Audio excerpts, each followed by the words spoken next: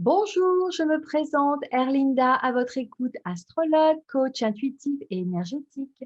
Je suis là pour vous guider, pour éclairer votre futur et vous aider par mes dons de voyance et mes analyses en astrologie analytique et karmique pour résoudre un conflit, trouver un sens à un événement et je vous accompagne dans vos décisions. Vous pouvez me trouver sur ma chaîne YouTube, ma page Facebook ainsi que mon site professionnel.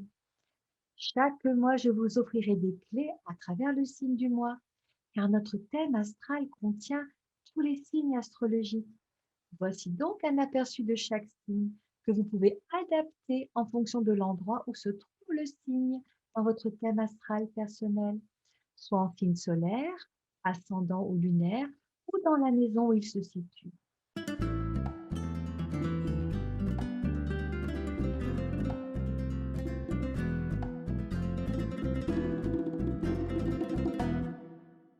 Voici pour ce mois-ci, le mois de juillet, le 7e mois, le mois du cancer.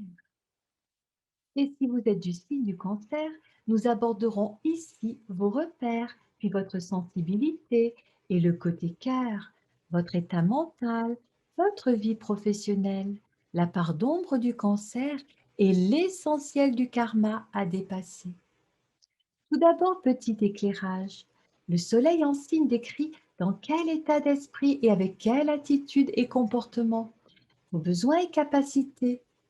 Comment vous allez exprimer l'amour, la créativité? Comment vous abordez la vie? Affirmez votre volonté, vos ambitions. Comment vous vous mettez en valeur en exprimant votre essence, votre idéal de vie, le projet essentiel dans cette vie? Alors, si le jour de votre naissance, le soleil s'est levé dans le signe du cancer, voici pour vous. Alors, vos repères, ce que vous considérez comme important, ce dont vous avez besoin pour vous mettre en valeur et votre idéal, sont colorés d'un grand besoin de bien-être, de valeur refuge, de lien émotionnel. Vous avez un grand besoin de protection contre le monde de l'extérieur. Un endroit où vous pouvez vous installer, découvrir, vous développer et vous sentir en sécurité. Vous êtes d'ailleurs naturellement méfiant envers tout ce qui est extérieur à votre intimité, le monde dans lequel vous naviguez. Vous pouvez être introverti, pudique, parfois timide et facilement capricieux et inquiet suffisamment pour vous replier sur vous-même, votre petit monde, votre passé dans votre bulle. Vous êtes très souvent hanté par les souvenirs du passé et bien souvent cela se situe au niveau de votre foyer, des souvenirs enfouis en vous et vous avez un grand besoin de jardin secret. Sensible et émotif, vous êtes souvent sujet à des humeurs et des états d'âme qui peuvent vous faire osciller entre une joie intense et un profond ou une profonde tristesse en fonction de l'air du temps et vous pouvez être très susceptible. Vous êtes facilement influencé par le milieu ambiant, ce qui peut produire très facilement chez vous des perturbations, voire des souffrances. Cela peut affecter votre nature humaine.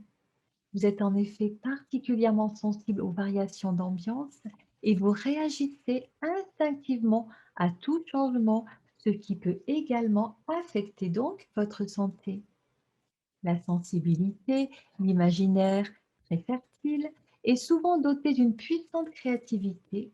Le rêve, l'irrationnel et les émotions prédominent chez vous. Vous avez souvent besoin de vous entourer d'un monde imaginaire que vous partagez avec un cercle d'intimes ou une relation intime.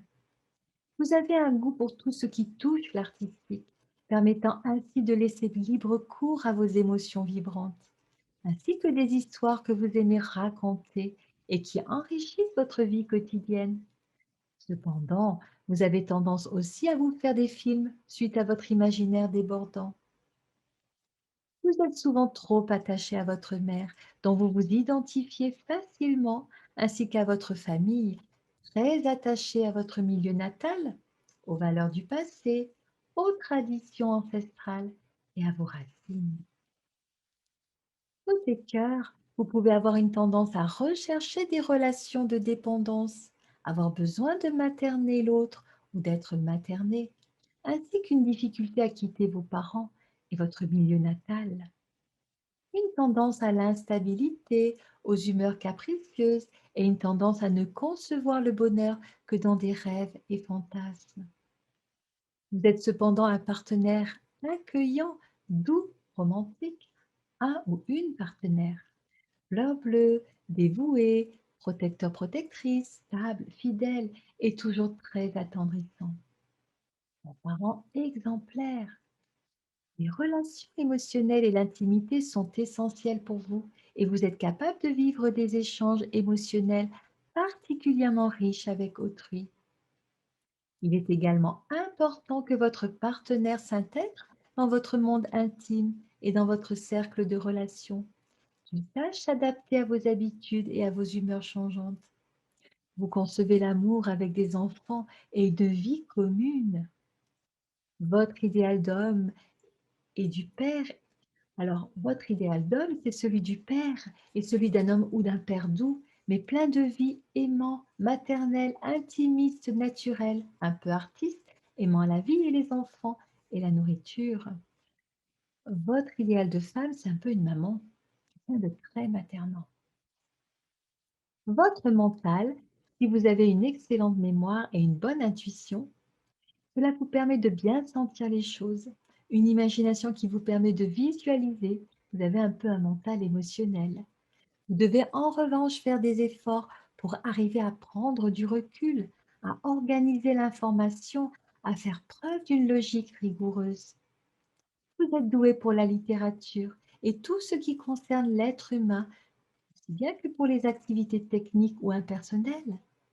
Votre intelligence est une intelligence émotionnelle, mais aussi le foyer, la maison et les relations avec un public vous conviennent tout à fait et vous êtes doué.